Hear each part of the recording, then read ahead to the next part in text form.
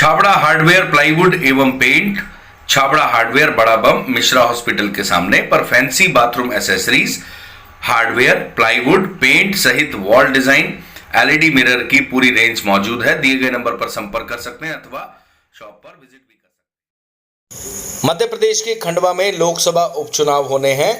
16 नामांकन स्वीकार किए गए हैं, जिनमें बीजेपी के ज्ञानेश्वर पाटिल और कांग्रेस के ठाकुर राजनारायण सिंह का नामांकन स्वीकार हो गया है। इसके अलावा दारा सिंह जो भारतीय ट्राइबल पार्टी से हैं, पीपल्स पार्टी ऑफ इंडिया के भोजराज हैं और वंचित बहुजन अघाड़ी के सैयद रफीक हैं।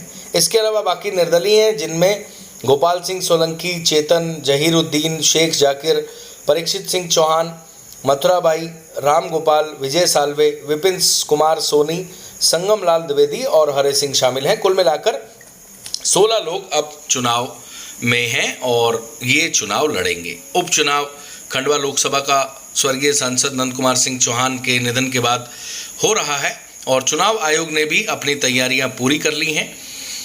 2,500 के आसपास बूथ हैं, 19 लाख के आसपास वोटर हैं और इसमें आधा हिस्सा महिलाओं का है। कुल मिलाकर अब चुनावी माहौल खंडवा में जम चुका है। दोनों पार्टी सहित निर्दलीय हों या अन्य पार्टी के लोग हों, अपनी अपनी बात जनता के बीच में जाकर कह रहे हैं।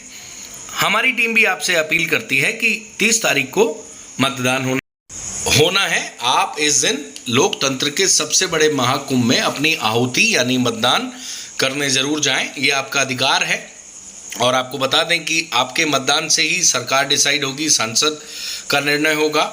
यह आपके लिए इसलिए ज़रूरी है क्योंकि आपके मत से वह सांसद बनेगा और आप हक से उसे कह सकते हैं कि मैंने आपको वोट दिया है और हमारे क्षेत्र की ये समस्याएं आप इनका समाधान करो। बहुत सी जगह अक्सर चुनाव के समय मतदान के बहिष्कार की बात होती है।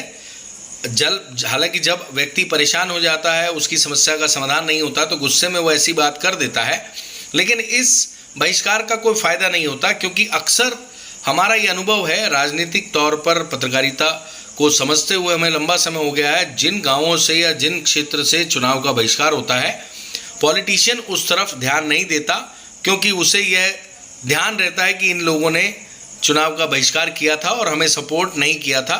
हालांकि सांसद बनने के बाद, जनप्रतिनिधि बनने के बाद एक जो चश्मा रहता है वो ट्रांसपेरेंट रहता है, यानी पारदर्शी रहता है। उसमें जात, धर्म और एरिया, क्षेत्र नहीं देखा जाता, गांव बस्ती नहीं देखी जाती। हर व्यक्ति की सेवा करना उनका धर्म होता है।